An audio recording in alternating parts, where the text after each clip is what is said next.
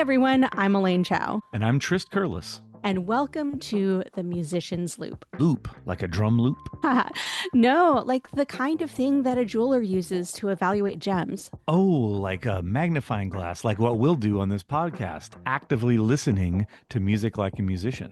That's right. And every week, we are choosing a track to dive into together and share our thoughts about what we find intriguing about the song. Whether it's songwriting, chord progression, instrumentation, recording technology, arrangement, whatever, we're looking at the music we love through the lens, or the loop, of decades in the music industry.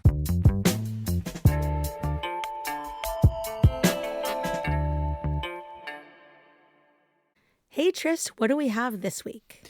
Well, Elaine, this week, I think we have our first repeat performer. There may be a little bit of something here and there semantically, but our first repeat vocalist, at least that I can think of.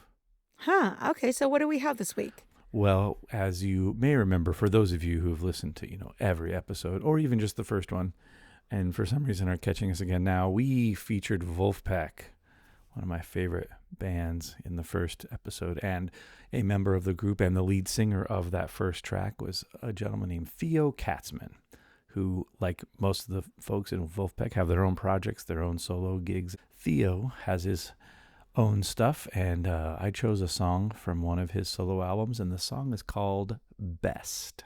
Okay, so with that, we are going to pause for just a moment, but before we do, Trist, can you remind us how we're listening to music as a part of the Musician's Loop community? Well, we like to encourage you to find the best listening position, the best listening situation, the best listening gear that you have, and utilize it. Sometimes you get a nice piece of gear and then it sits over on the shelf and you use the faster, easier way. So we just encourage you, if you have the ability, to upgrade your listening situation for our listening purposes while you're listening to our playlist or just this particular week's song. But if you can't, we are thrilled to have you regardless. Thanks a lot. All right, so we're going to leave the links in the show notes. Go ahead and pause. We will be right back.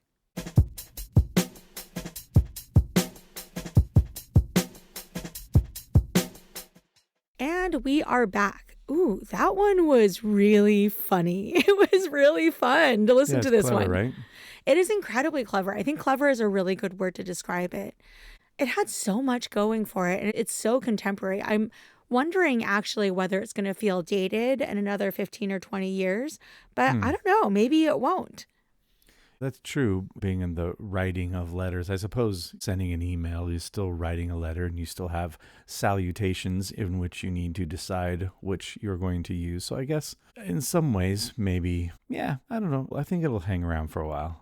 All right. So tell me a little bit about why you chose this song out of all of the things that he's done. That's really the primary thing. I mean, I like his voice. His musicianship is always excellent. He's a good songwriter, but I just liked the cleverness of this. I'm a sucker for that. And musically nice form, cool chords. He doesn't stay super basic, yet very singable and catchy. A lot of cool chords. Has a nice bridge. We love a nice bridge here on the Musician's Loop. The whole package is just there, very slick, cool chords in the right places without having too many of them. Just a very clever lyric. I like odd topics. I wouldn't have thought to write a song about that particular topic, but that's why I like it.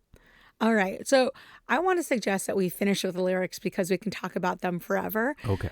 And let's start out with instrumentation. One of the things that I really loved about it was it sounded very simple, very jazzy, and yet the more you listen to it, the more things popped out in terms of the instruments that he chose. Certainly starting out piano forward, there was this little rubato section leading into something that had a lot more rhythm to it. And so I'm wondering what you heard out of that orchestration as you were listening to it. I like the different textures that outline the sections. The verses are pretty sparse. And again, as we've talked about many times, the textures really help because getting the basis of what the song is about, the lyric is pretty darn important that it really comes through. So less stuff in the way.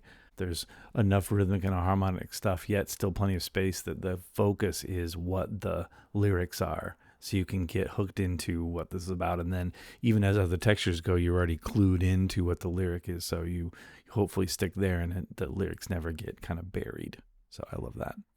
One thing that I did notice was that nothing felt like it attacked too much. Sometimes Mm-hmm. with rhythm, and especially with snares, you'll find snares that are mixed really high. This one, the snare didn't have as much of a sizzle on it. It was there, but it was tuned very low and it didn't have as much of the sizzle that was picked up from it. So I just felt like the drums were very subtle. They held the beat, but they weren't really overpowering. And so the way they were mixed was really pulled back a lot. That's a very typical sound for Wolfpack too in the band. So it kind of translates to some of the other things. You're not going to get a lot of flash from a lot of that stuff. Everything is super basic.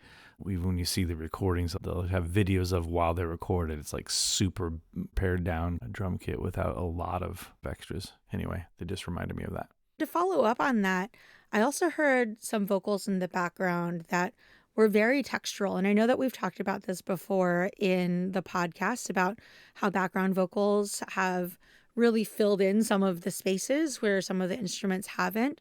Can you tell me a little bit more about that? Wow. Now that you mention them, like so focused on the groove, the musicality, and the main lyric of the main line, I'm trying to even hear where in my brain where the background vocals are. I suppose on the pre-chorus there's maybe some. Yeah, wow. A great job of just focusing on the lyric on the recording, because I can't even remember where there are background vocals. Well, I will say that I heard them and they were very subtle. They didn't stick out. And I think part of it is the intonation, part of it is just where it showed up. And like you said, a large part of it is just the fact that we are so focused on the lyrics because they're so clever. So I guess the last thing that I wanted to comment about the song itself was just the use of silence and the use of break. Because this was one where we just had a repeated use of a break as an accent. It just like stopped and it was almost like the punch. It was almost like an exclamation point every time that he used that silence. Like the entire thing broke for just a beat basically, and then went back in. And Yep. I really appreciated that. That was really, really nice. I'm always a fan of a break, a stop time, especially anything groovy and funky.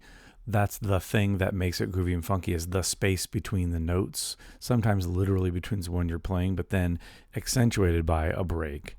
Of all my favorite groove music, how big of a Prince fan I am, and like got that from James Brown, etc. Like the stop at the funky section. So that amount of space being just right is what feels so good. So yeah, he nails that.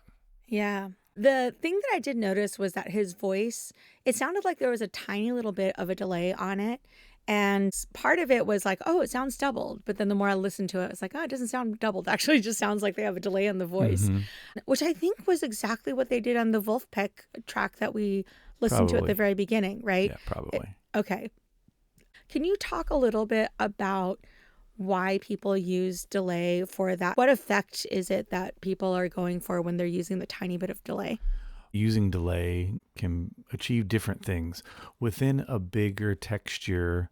When there's a lot of stuff going on to help fill out the sound, you can use a little bit longer delay that happens quietly, that you're not really aware of. So if all of those get quieter, it just is extra sound that you might not necessarily hear it. Now, sometimes there's an effect that like is purpose, like very much you want people to hear it repeated like that. But a lot of times delay, and if it's timed out like that in time, it's often just a part of the rhythm. But sometimes it's very slight. So part of the effect that you get when you double track, when you do two tracks of a lead, it's almost impossible to be exactly the same as what you sang the first time. So it makes it sound a little bigger. So you can achieve a similar effect without having to re-sing the whole vocal if you put the delay just milliseconds long instead of rhythmically where it's audible. So then it gives the illusion that there's another voice there that happens just after. So a lot of times it's just for the effect and trying to make it sound bigger. It's just another tool in the toolbox that might be a sound that you like. It triggers that choral effect, right? That we listen Yes, for, that indeed. multiple voice. Yeah. So a lot of times that's how chorusing will happen, is you'll put 2 or 3 delays, and you'll have them at different times, and you'll also maybe move the pitch a bit, like change the pitch of one 5 or 6 cents one direction, 2 or 3 cents in another direction, because that kind of replicates a group of people trying to sing the exact same thing, but then being just very, very slightly off. It's the same thing you can achieve by using a delay. It was interesting that you mentioned that, because I was watching a reel on Instagram of these two singers who were trying to do this choral effect, and they sang the same line over and over again, but it's different people. And so they actually had the intonation in different places, because they were like, here's the campy version, Right. here is the like chorally trained version, here is the pop version. And they sang all of these together and then mixed them all together for that choral sound, just overdubbing themselves in this way to sound more like a crowd singing. And so Right. funny that you were mentioning that, because I was just remembering that video that they made to show how they actually did this. And in using that technique, a lot of times, and they may have done this too, but you'll even stand different distances from the microphone that you use, because that replicates. If you had 20 people, of course, there's somebody that's 3 or 4 people behind you, 2 or 3 feet farther away from the microphone than those in front. So you'll stand in different places in the room if you're trying to replicate a group. Yeah, I love this. Okay, we are finally going to get into the lyrics. I know you want to talk about them. Yes. No, I know you want to talk about them. I definitely want to talk about them, because I love the lyrics of the song. And I think a big part of it is that even in the midst of the cleverness, even in the midst of the rant, this person's situation is revealed over the course of the song. Like, we don't find out very much about it until the chorus. So we have a full 30 seconds of this guy singing about this thing that we're like, oh, okay, it's building up this tension. Then we find out in the chorus that he is really upset because all of the days that they spent together, this is a non-trivial amount of time that these people have spent together. And he's feeling upset because this person signed off a letter or an email or whatever it is with best. And Right. and then we find out more later in the bridge. And I know that you and I have talked about bridges before, and how bridges are really the moment of truth. You find out so much more. This is exactly when the crux of the song is often in the bridge. We don't find out until the verse right after the bridge exactly the nature of the relationship. And so in the bridge, it is very clever, because it talks about all of these different things that this person could have written instead. And then Right. in the verse right after that, it talks about the sexual relationship that they had and this intimacy that they shared, and you find out the depth of his hurt. And I think a big part of it is that you realize at that point in time that it wasn't just because he felt dismissed, it was because he felt betrayed, because all of this time that they had spent together was in some ways almost dismissed because of the word best.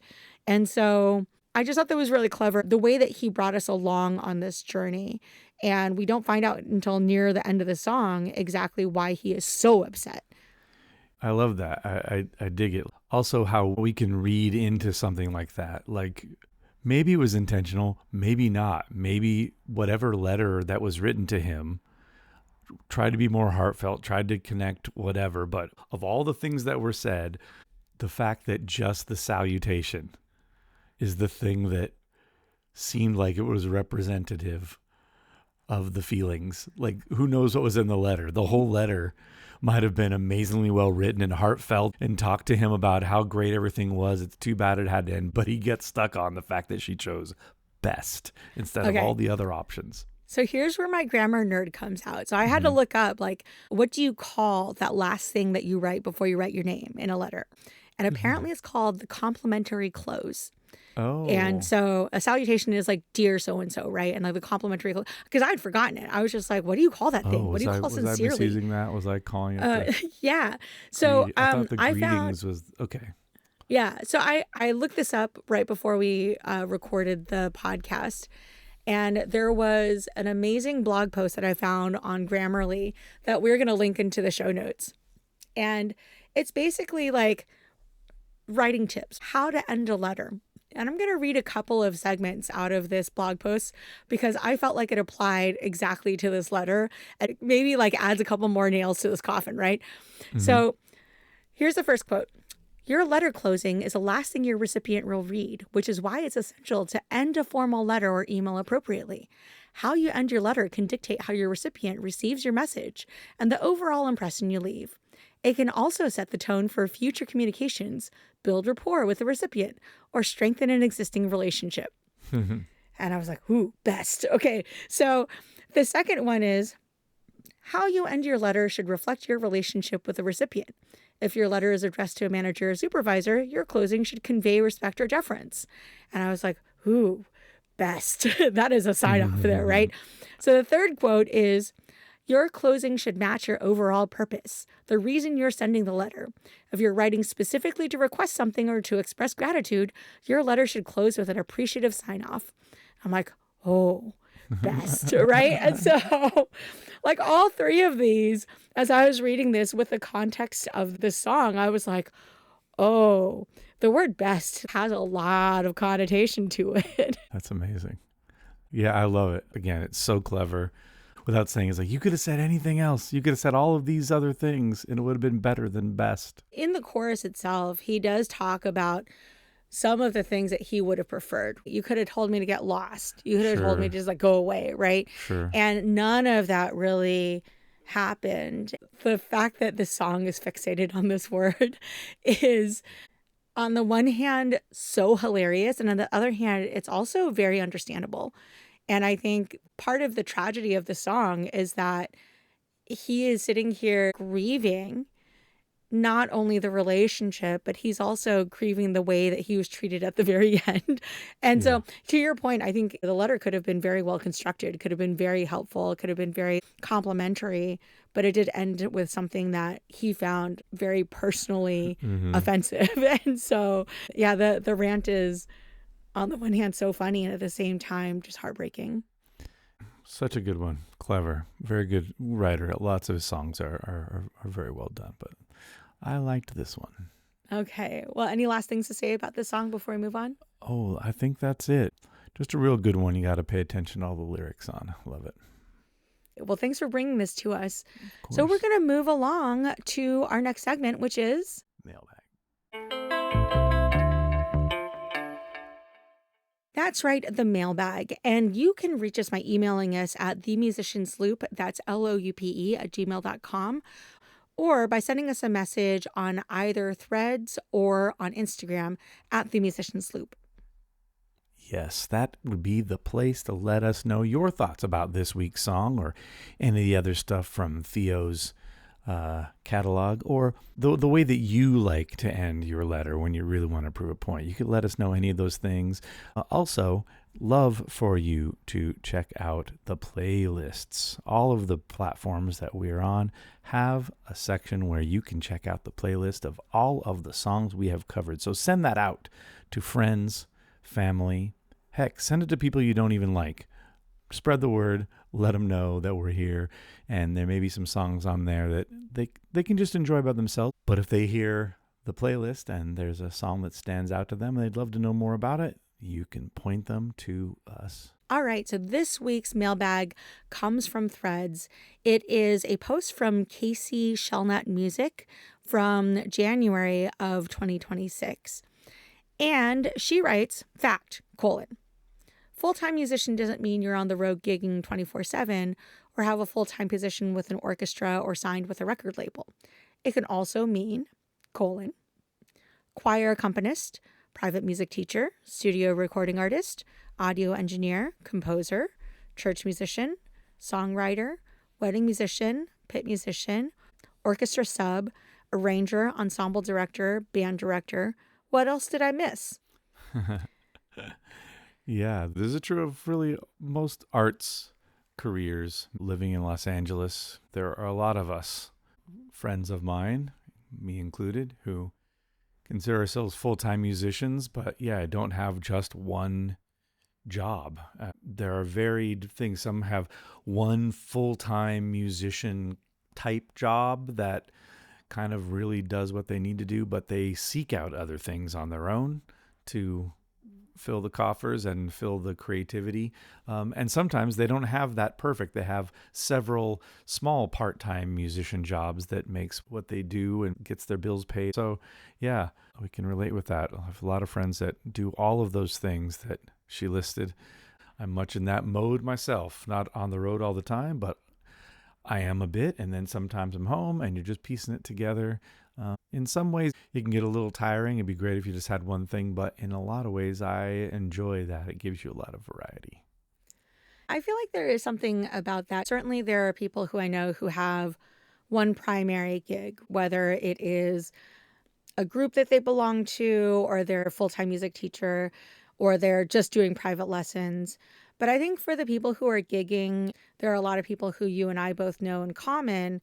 And I feel like the average is somewhere between 5 and 10, where it's like you have 5 to 10 things going at every given point in time. Well, we find this out because it's like, oh, yeah, today I'm singing with this group. Today I'm singing with this group. I'm at a wedding this time. I'm playing a bar tonight. And so I think that it is something for us to think about, like, how do you patch together? How do you, I don't even say patch together, how do you construct a career out of all of these ongoing but infrequent gigs? And especially if Right. you're a local musician versus a touring musician, I feel like more of my local musicians are doing that kind of thing. Like they have a church gig, they have a regular thing that they're doing at a club, they have 3 different bands that they're playing with. Like that kind of thing, I feel like is more standard than maybe most people would think. And that really goes with any kind of gig work, other arts, actors, musicians, other artists, other mediums. Lots of that. You've got some work for hire and then stuff you do on your own. Obviously, lots of the stereotype is actors and musicians being wait staff. So sometimes those extra jobs that aren't really even directly related to your profession. I guess at least the way that she's putting it, it's cool that you have to do all of those things to get it to be a full-time musician, but at least all of those are music that she listed. She didn't list all of the other things that musicians can end up doing to pay their rent that aren't music. I think of it that way rather than, oh man, I have to piece together all of these things to make it work. It's like if all of these things are all related to my industry, then that's pretty great. Not having to have another quote unquote day job or working for someone else doing something that's not related to your interests. It is interesting to think about. Like, I have known people who have done both, where some people that we know in common were working at a bank or as a programmer. And it was definitely their secondary thing. It was more Mm-hmm. contract work for them to do that secondary thing. But I think there's also some people who have 2 primary part-time things. Like I was talking with a friend of mine a couple of years ago, and he was someone who for a long time was doing, I'd say, like more seasonal work. So this is more pit orchestra, music direction kind of stuff. So that would be for a season for 2 months or whatnot of rehearsals and then doing a show. And then he would also do private music lessons. But when I talked to him most recently, he'd stopped all of that because he had 2 primary part-time consistent gigs. So he had a church gig that was 50%, and then he had a school gig that was 50%. Both of them were doing music. So music directing, and then the other one he was supporting a music teacher, like by playing piano. Mm-hmm. And he was feeling pretty content with that level of balance that he had in doing these 2 things. It balanced really well with his personal life. I think he was getting his like medical care through one of them. And so it's one of those things that I felt was a really encouraging thing to think about, like how he was able to find something that was long term and consistent. I think you and I both know of people who aren't working seasonal jobs. They are working pretty consistent jobs over and over again. And that's actually giving them that level of stability that they want, and being in the arts as well. Indeed, indeed. Everyone just figures out what they have to do, and then also depends on their what other things are happening with their family, what their other life needs are, and where their limit is, and how they have to pace themselves. Everyone has their own way about it. I'd really like to flip this on its head, though, and think about how professional groups handle the people who have multiple gigs. And so I know that you've been in a couple of professional groups where you just need coverage because someone has another gig that might be making more money or just has a conflict. And so how do the professional groups that tour make sure that they can have their people on site or have a person on site? Can you tell us a little bit more about that? Well, it really depends on what your deal is. If you're a part of the ownership of a group, then your flexibility is going to be different. Like your mandatory thing. There are some bands and things where there are front people, and then whoever's assisting in the back in the band, maybe their face isn't necessarily important to the gig, as weird as that is to say. You just need someone that's good at whatever, playing the piano, playing the bass. If it's an act that no one is there to see that particular bass player because the name on the bill doesn't include them, so it doesn't really matter. This actually goes back to last week's episode of Tommy Dorsey having the sentimentalists. Theoretically, even though it was always the Clark sisters, if he fired them, he could hire other people and still just call them the sentimentalists because people didn't know who they were. So easy to have subs then. So thank you, longtime listeners. If you listen to these two in a row, you got a little bonus coverage. If you're a 1099 just part-time worker for a group and there's some conflicts, you have more choices. Like, well, hey, you don't think of me as a full-time, like I'm the essential person / owner in the group. So here's these times where I have this other thing to do. I guess you have to find somebody else. Usually that's dealt with way more professionally, and the person that needs to be out will help. Even if on paper they're not really required to help, of course, you're usually family by that point and you're wanting things to be good and copacetic with your bandmates. So every situation is different. I know situations where it's literally the person that has to miss shows. Hey, here's the shows I'm missing. And that's all they do. And then they don't go to the shows and somebody takes care of getting them covered. And I know different groups where someone's like, hey, I can't do this one, but I've auditioned a guy. I've got him all ready to go. I've got it figured out. He's going to be perfect for you. Here's your replacement. And so every situation is unique.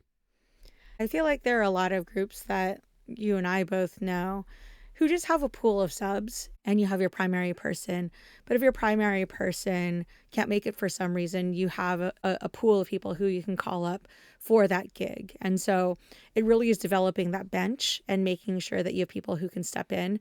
I think you're right, though. There is also the sense of where are the gigs where everyone has to make it and where are the gigs where, oh, someone else could step in for this part. I'm also thinking about the LHR Project, which you're running as well, which is really built as a collective. Can you tell us a little bit more about that? Sure. For those who don't know, I have a project that's a tribute to Lambert, Hendricks, and Ross, the jazz singing trio from the 50s and 60s. And while it was a one-time only gig at first, and the singers that I got for that show are busy, and they're really good at doing this gig, which is why I found them and wanted them to do it. So we had a great time, but they're so busy that they can't do it every time I get a gig proposal. So I realized I needed to diversify and have a handful of others that can also do the job. Again, unique in this instance because the makeup of this particular singing group doesn't require a lot of balance and blending, and like it's not a group vocal like you think of most vocal groups like the Four Freshmen or the Manhattan Transfer or anything that requires hours of matching your vowels and getting a good group sound. It's like 3 horn players that just show up at a gig and play jazz. So it's kind of like the vocal version of that. So luckily, changing members doesn't really change the show all that much. It's interesting to think about it from that perspective, especially as we're talking about the industry, we're talking about how you construct your business, really, especially if you have multiple people involved. So any last thoughts about this before we close out? No, it is true, though. A full-time musician is rarely just one job. All right. So with that, we're going to close out.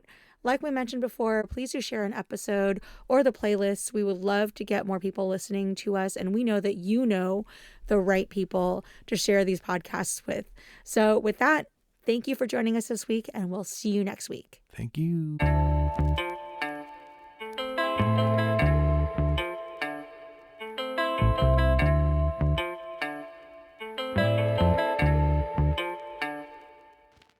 What is my reaction to this one? I'm so sorry. Say that one more time.